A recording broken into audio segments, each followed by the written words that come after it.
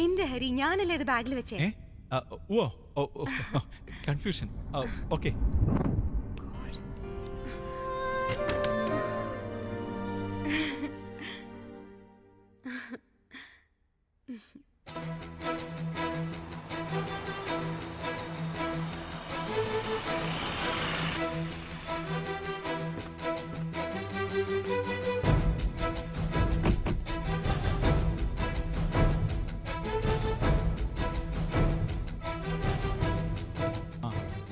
വരുന്നുണ്ട്.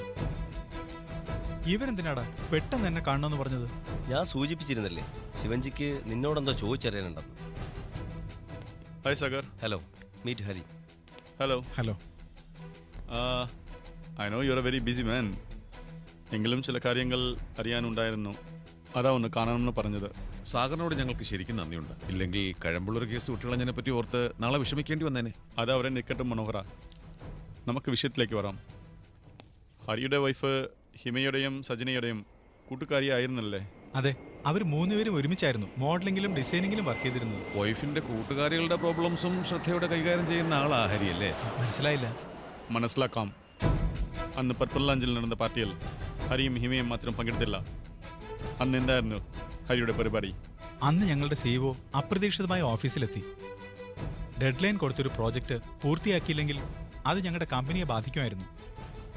അതുകൊണ്ടന്ന് duty continue ചെയ്യേണ്ടി വന്നു. ഓക്കെ, ജോലിയിൽ 100% കമ്മിറ്റഡ് ആണ് ഹരിയെന്ന് അറിയാം. പക്ഷേ ഈ പറയുന്ന ദിവസം നിങ്ങളുടെ സിഇഒ ദിലീപ് സുന്ദരം ഓഫീസിൽ എത്തിയിട്ടില്ല. എന്താണ്, തെളിവ് വേണോ? അത് ശരിയാണ്. അന്ന് അദ്ദേഹം വന്നത് ഓഫീസിലേക്കല്ല, സമ്മർ സ്റ്റാൻഡ് ഹോട്ടലിലേക്കാണ്. സാറിന് തിരക്ക് മാത്രമല്ല, ആവശ്യത്തിന് മറവിയുണ്ടെന്ന് തോന്നുന്നു. ശരി, പാർട്ടി നടന്ന ദിവസം എപ്പോഴെങ്കിലും ഹരിയെ ഹിമയെ വിളിച്ചിരുന്നോ? യെസ്, പ്രോഗ്രാം തുടങ്ങും മുമ്പ് വിളിച്ചിരുന്നു. ഓക്കെ, അല്ലാതെ ആ ദിവസം ഹിമയെ കണ്ടിട്ടില്ല? ഇല്ല. പക്ഷേ നഗരത്തിലെ ഇൻഡസ്ട്രിയൽ ഫോട്ടോഗ്രാഫറായ അനിൽകുമാർ ഞങ്ങൾക്ക് തന്ന മൊഴി അന്നേ ദിവസം ഹിമയെയും ഹരിയെയും സമ്മർ സാൻഡ് ഹോട്ടലിൽ വച്ച് കണ്ടു എന്നാണ്. ഹരിക്കതിന് മറുപടിയില്ലേ? അത് ഞാൻ പറയാം sir. Hello, may I come in? ഇരിക്കെ. താൻ എന്ത് പണിയാ ഹിമയെ കാണിച്ചത്? വരികയാണെങ്കിൽ എന്നെ വിളിച്ചിട്ട് വരണമെന്ന് ഞാൻ പറഞ്ഞിട്ടുള്ളതല്ലേ? അതവിടെ നിക്കട്ടെ, ഹരി പാർട്ടിക്ക് വരില്ലേ? സിഇഒ വന്നിട്ടുണ്ട്, ഒരു അടിയന്തര മീറ്റിംഗ് വിളിച്ചിട്ടുണ്ട്. ആട്ടെ, അദ്ദേഹത്തിനോട് വാങ്ങിയ കാശിന്റെ കാര്യം നീ മറന്നോ? മറന്നിട്ടില്ല ഹരി. സിഇഒയുടെ സുന്ദർലാൽ ഫൗണ്ടേഷനു വേണ്ടി ഒരു മിസ് കോണ്ടിനെന്റ് വെഞ്ചറിനുള്ള പ്രോജക്ട് ഡീറ്റെയിൽ ഞാൻ സെൻഡ് ചെയ്തിരുന്നല്ലോ. ഓ ഗ്രേറ്റ്. നീ വാങ്ങി 25 ലക്ഷം രൂപയ്ക്ക് തുല്യമാവോ ഒരു മെയില്? നീ എന്താ ഇങ്ങനെ സംസാരിക്കുന്നേ? ട്യൂലിപ്പ് ഇന്റർനാഷണൽ കമ്പനി QTVക്ക് വേണ്ടി നടത്തുന്ന മോഡൽ ഷോയിൽ 50 മോഡലുകളെ സപ്ലൈ ചെയ്യാമെന്ന് ഞാൻ ഏറ്റ സത്യം. പക്ഷേ എന്റെ കോർഡിനേറ്റേഴ്സ് എന്നെ ചതിച്ചു. അങ്ങനെ മോഡലുകൾ കിട്ടാതെ പ്രോഗ്രാം മുടങ്ങിയപ്പോ ട്യൂലിപ്പ് കമ്പനി എനിക്കെതിരെ നീങ്ങി 25 ലക്ഷം രൂപ നഷ്ടപരിഹാരത്തിന് കേസ് കൊടുത്തു. ആ സമയത്ത് ദിലീപ് സുന്ദർ എന്നെ സഹായിച്ചു. കൊള്ളാം, നീ തനി പെണ്ണ് തന്നെയാ. താൻ വന്ന് കരഞ്ഞ് കാല് പിടിച്ച് പണം ചോദിച്ചപ്പോ മനസ്സില്ല മനസ്സോടെ ഞാനാ അയാൾ ഇന്ന് പണം വാങ്ങി തന്നത്. എന്നിട്ടിപ്പോ പറയുന്നത് കേട്ടില്ലേ? ഓ, സമ്മതിച്ചു. എന്നാൽ ലോകത്ത് ഒരുപാട് വമ്പന്മാർ ആഗ്രഹിക്കുന്ന കാര്യമല്ലേ അദ്ദേഹത്തിന് വേണ്ടി ഞാൻ ഇംപ്ലിമെന്റ് ചെയ്യാൻ പോകുന്നത്.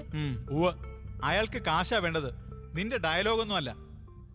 ഇതിനിടെ കിടന്ന് വിഷമിക്കുന്ന ഞാനാ. കാര്യങ്ങൾ എന്റെ ജോലിയെ ബാധിക്കുന്ന നിലയിലാ ഇപ്പോ.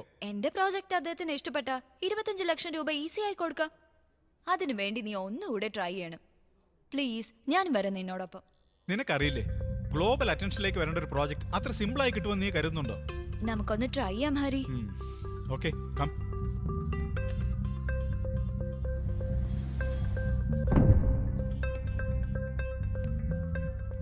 ഹിമ, I appreciate your smartness.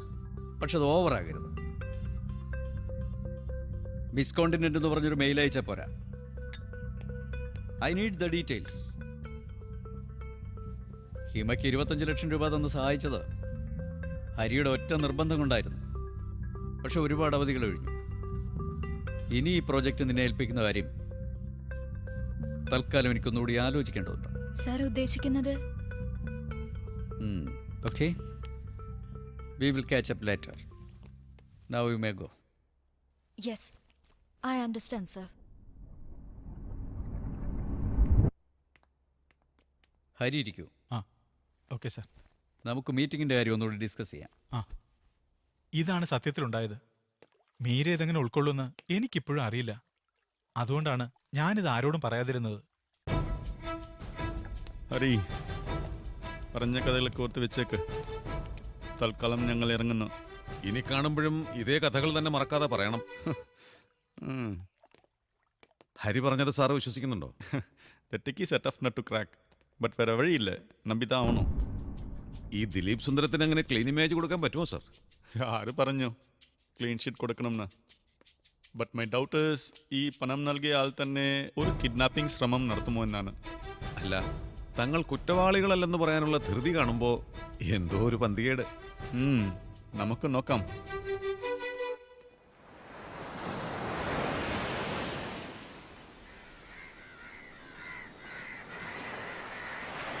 Hey, എന്താ മീര, എന്തിനെങ്ങനെ ടെൻഷൻ? എനിക്കറിയാം മീരയുടെ മൂഡിപ്പോൾ ശരിയല്ല. നമുക്ക് പോവാം. മതിയായി സച്ചിൻ. ഹരിയോടൊപ്പമുള്ള ഓരോ നിമിഷവും ഒരു കാരാഗൃഹത്തിൽ അകപ്പെട്ട പോലെയാണ് എനിക്കിപ്പോ. അത് ഒക്കെ ശരിയാവും മീര. എനിക്കിപ്പോ തീരെ പ്രതീക്ഷയില്ല സച്ചിൻ. മറ്റൊരു മാർഗമാണ് ഞാൻ ആഗ്രഹിക്കുന്നത്. എന്ത് മാർഗം? അത് പറയേണ്ടത് ഞാനല്ല, സച്ചിനാണ്. അതിനൊക്കെ സമയമെടുക്കും മീര. സമാധാനമായിട്ട് ആലോചിക്കാം. ഇപ്പൊ നമുക്ക് മടങ്ങാം. എന്റെ അവസ്ഥ മനസ്സിലാവുന്നില്ലേ സച്ചിന്? മനസ്സിലാവഞ്ഞിട്ടല്ല മീര, എനിക്ക് കുറച്ച് സമയം വേണം ഒരു തീരുമാനത്തിലെത്താൻ. സച്ചിൻ എന്നെ അവോയ്ഡ് ചെയ്യാണല്ലേ? ഞാൻ അങ്ങനെ പറഞ്ഞോ? Try to understand me please Meera. നമുക്കിപ്പോ പോവാം.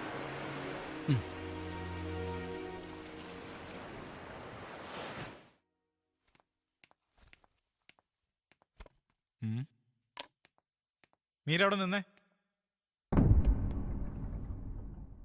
ഇത്ര നേരം നീ എവിടെയായിരുന്നു? എനിക്കറിയാം മറുപടി ഉണ്ടാവില്ല. അല്ല, എനിക്കറിയാമില്ല എന്നിട്ട് ചോദിക്കുക. What's your problem? You sound like cultural police. അതേടി, ഞാൻ കൾച്ചറൽ പോലീസാ. ഹരിയുടെ പുതിയ മുഖം കൊള്ളാം, ഓപ്പർച്യൂണിസ്റ്റ്. അതിന് ആൾ രൂപം വെച്ചാൽ നിങ്ങളെ പോലെ തന്നെ ഇരിക്കും. അതെ, എന്റെ എന്ന് ഞാൻ ഉറച്ചു വിശ്വസിക്കുന്ന കാര്യങ്ങളിൽ അവസരവാദി തന്നെയാ. That is part of my personality. ഓ, പേഴ്സണാലിറ്റി. സ്വയം സ്നേഹിക്കുന്നത് പേഴ്സണാലിറ്റിയുടെ ഭാഗമാണെന്ന് ഞാൻ വിശ്വസിക്കുന്നില്ല. നിങ്ങളുടെ സ്നേഹം ഹിംസയാണ്. വേദനിപ്പിക്കലും വേദന മാത്രം സമ്മാനിക്കലും. യഥാർത്ഥ സ്നേഹം നൽകാൻ പൗരുഷമുള്ളവർക്കേ കഴിയൂ. അങ്ങനെയുള്ള ആരെങ്കിലും നീ കണ്ടുവച്ചിട്ടുണ്ടോ?